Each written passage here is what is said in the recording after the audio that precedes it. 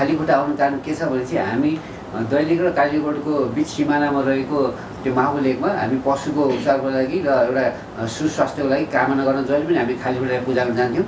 म ठ्याक्कै त्यही कन्सेप्टमा यो यसमा कसैको विरोध होइन, हामी पशुको लागि र कसैको जीवनको लागि हामी त्यो गर्नुको लागि र प्रकृतिको लागि र पर्यावरणको लागि हामी जहिले पनि खालीखुट्टा हिँड्थ्यौँ।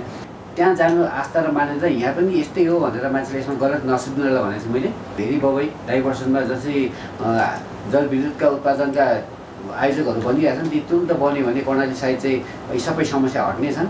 कर्णालीबाट अब जस्तै हाम्रो खानी देखेर जस्तै अब ग्यास भेटेर होइन हल्दी भएको छ होइन, यसले जसरी यसरी बत्तीबाट बत्ती आइदियो भने अझै हामी धेरै अगाडि बढ्नेछौँ भन्ने छ। तपाईँको विकासका साथसाथै पर्यावरण पनि सँगै लैजानु पऱ्यो। अनि राराको वरिपरि पैदल मार्ग बनाउने बेलामा सकेसम्म त्यहीँका ढुङ्गाहरू लाउने गरियोस्। तपाईँको कुरा एकदम राम्रो छ। के भने विकास गर्दाखेरि वातावरण इकोसिस्टम सब चाहिँ नि मेन्टेन गरेर चल्नु पऱ्यो।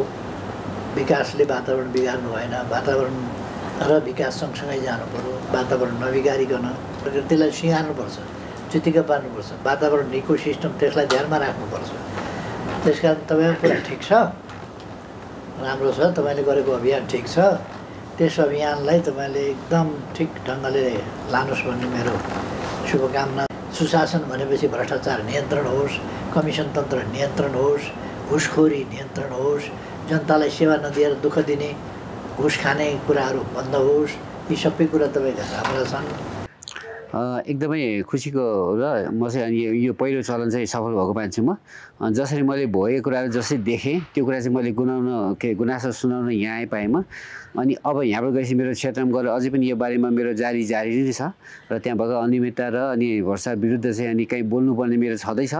अनि मेरो ठुलो यस्तो विकास निर्माण भन्दा पनि प्रकृति अनि पशुपन्छी र प्लस अनि हाम्रा संस्कृति मान्यताहरू कर्णालीको जुन अर्थ छ नि र परिचय जुन छ कर्णालीको तीलाई बचाइराख्नु लागि भनेर मात्रै मेरो अनियमितता र भ्रष्टाचारको विरुद्ध हो मेरो। अनि मान्छेले जसरी ठुलो सोचे पनि जे भयो भने सामान्य छन् मेरा कुराहरू। हामीले भएका देखेका कुराहरूको लागि माथि चाहिँ केही आवाज उठाउँ भनेको थियो मलाई।